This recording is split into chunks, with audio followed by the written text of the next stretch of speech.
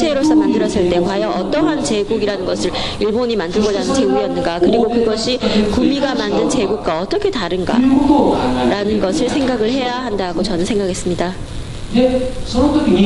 그랬을 때 레주메에도 제가 조금 썼습니다만, 그때 저희들은 많은 경우에 그런 것을 생각을 할 때에 유럽의 인류학이라든가 이런 것들을 생각을 해서 그런 문명화의 사명이라는 것들을 생각을 하게 되는데요. 사실은 문명이라는 개념 혹은 문명화라는 개념 그 자체는 사실은 이것은 법률적인 사상입니다.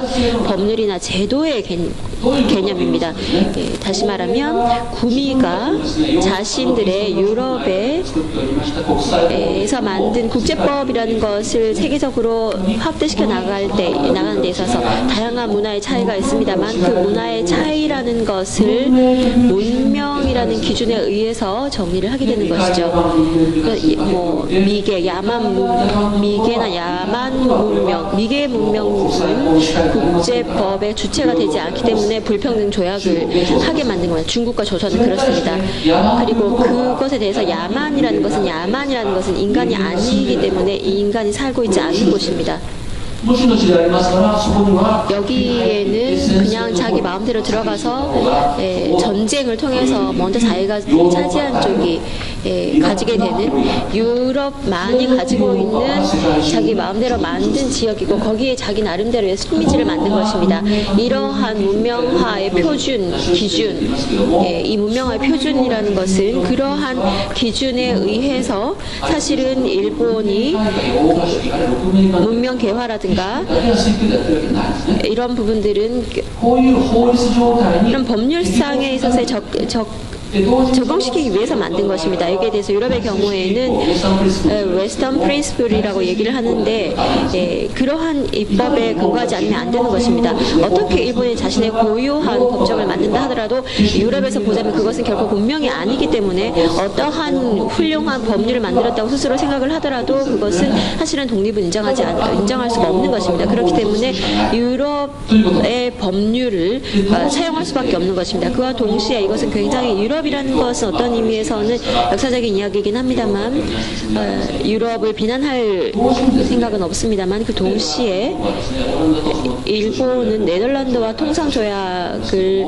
하려고 했었는데요. 그것에서 네덜란드가 뭘 요구를 했었는가 하면은 그때까지는 없었던 문명국 표준 속에 식민지를 보유하고 있을 것이라는 것을 넣었던 것입니다. 이것은 네덜란드가 인도네시아 등등을 소유하고 있기 때문에 거기에 대해서 상호주의를 취해야만 했던 것입니다.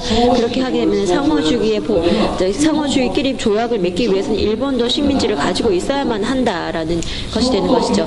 그것을 정하고 그래서 그것을 근거해서 법률을 만드는 것입니다. 그리고 또한 무엇을 했는가 하면은 네덜란드는 1899년에 이른바 일본인 법이라는 것을 만들었는데, 일본인은 유럽인과 같은 법률을 적용한다. 외래인이라고 일컬어졌던 그때까지 중국인 이런 것들을 다 버리고 그냥 일본인만을 명예 백인으로서 임명을 했던 것입니다.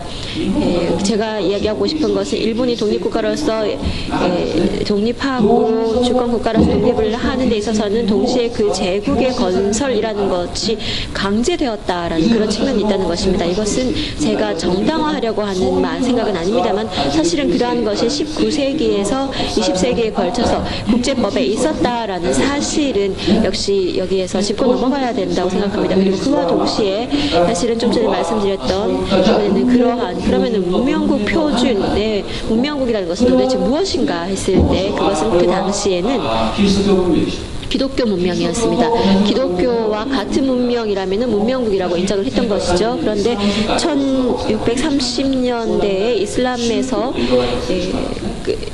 그 종교라는 개념이 희박해져 버린 것이고, 그 이후에 인종과 생활 양식을 기준으로 하게 됩니다. 생활 양식이라는 것은 무엇인가 하면은 이른바 이런 옷을 입고 뭐 머리를 자르고 이런 것들이었겠죠. 그렇기 때문에 조선이 하고 있었던 상투라든가 일본의 촌막이라든가 중국의 변발이라는 것을 왜 잘라야만 했었던가 하면 이것은 그 자체가 문명국의 표준이었기 때문입니다. 그와 동시에 그 당시에 동아시아에 있어서는 또 하나의 국제법 체계가 있었습니다. 그것이 종속관계라고도 할 수 있겠는데요. 조공에 관련된 부분입니다. 그러니까 그런데 일본은 이러한 작법 체제 안에는 들어가 있지 않았기 때문에 들어가 있지 않았습니다만 공체제입니다. 그 국제법을 일본이 손에 넣을 수 있게 됐는데요. 1962년에 윌리엄 마틴의 방콕법이라는 것이 있습니다. 이것은 여러분들이 알고 계시듯이 일본과 조선과의 조일 수호 조약에 있어서 가지고 온 것인데요. 다시 말해서 일본 측이 중국에서 번역된 법을 일본 측에서 이번에는 조선으로 넣었다라고 할 수 있겠습니다. 여기에 대해서는 그 이전에 당연히 북경에서 직접 조선에 들어갔을 가능성도 있다고 보는데요. 어쨌든 그런 것도 포함을 해서 생각을 해야 된다고 생각합니다. 그와 동시에 중국은 이러한 방콕법 체제를 받아들이지 않았는데 스스로가 제국이었기 때문에 그것을 취할 이유가 없었던 것이죠. 이런 만국공법체라는 것이 무엇인가 하면은 국토의 차이가 있더라도 마찬가지라는 것입니다. 중국과 그 주권국가로서 모두 다 대등하다라는 것이죠. 일본은 그때까지의 국제사를 새로 쓰려고 했던 것입니다. 이른바 중국으로부터 중화의 지위를 빼앗는 것이 일본이 그 근대사에 있어서의 엑셀이 되었다고 저는 생각합니다. 그렇게 하게 되면은 좀 전에 말씀드렸던 태양력을 쓴다라는 것, 그런 것들이 되겠는데요. 그것은 물론 지금까지의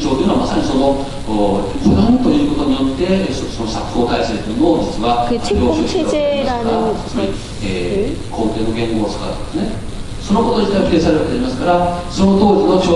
그 당시에 조선이나 중국에서 보자면은 일본은 유럽의 그 것들을 좀 억지로 밀어붙이는 그러한 존재가 되는 것입니다. 이러한 형태가 있었습니다.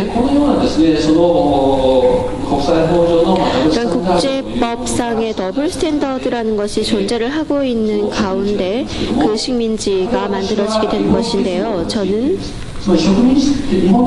일본 제국이라는 것은 조선이라는 영역과 타이완이라는 영역, 그 다음에 만주국이라는 영역, 그 다음에 사할린도 있었고 관동 지역도 있었는데 각각 법 체계가 다 다른 것입니다. 각각의 법률이 다 다른 것입니다.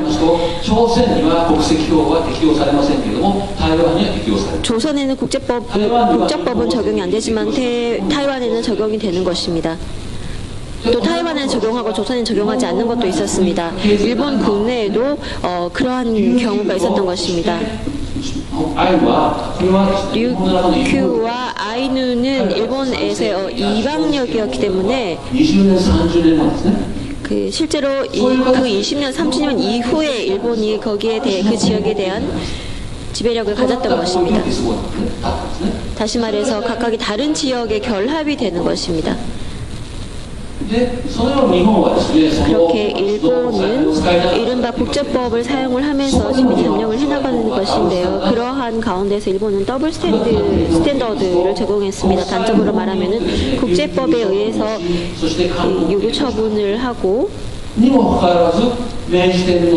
하지만 메이지 천황은 책봉 정책을 주체로서 내놓았던 것입니다. 다시 말해서 한편으로는 그때까지의 제국체제였던 중화체제였던 종속관계를 배제하고 그 동시에 동아시아 세계에 있어서는 고유의 국제사상이라는 것을 추구하려고 했던 것입니다. 그런데 일본인은 그 당시 단계에서부터 유럽의 국제법에 대해서 상당히 많은 반발을 가지고 있었습니다. 이것은 어디까지나 힘으로 밀어붙인다라는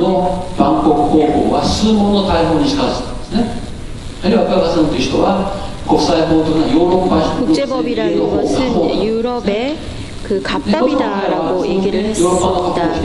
그런데 이 사람들이 유럽의 갑법을 부정을 한 것은 아니고 그것을 전제로 해서 아시아에도 있는 것과 같은 이러한 국제법 체계를 만들어내고 그것을 세계에 사실은 다시 확대시킴으로 인해서 진정한 의미에서의 국제법이 되는 것이 아니겠는가라고 하는 것이 그들의 발상인 것입니다. 그런데 이러한 발상은 그 이후에 사실은 일본이 국제연맹을 탈퇴를 하게 되면 이번에는 동아시아에만 국제법을 만들려고 했었습니다. 당시의 국제법이란 동아국제법이라는 것인데요. 동아시아의 고유의 국제법을 만들겠다라고 하면서 사실은 그 학문적인 근거는 독일에 두고 있는 것입니다.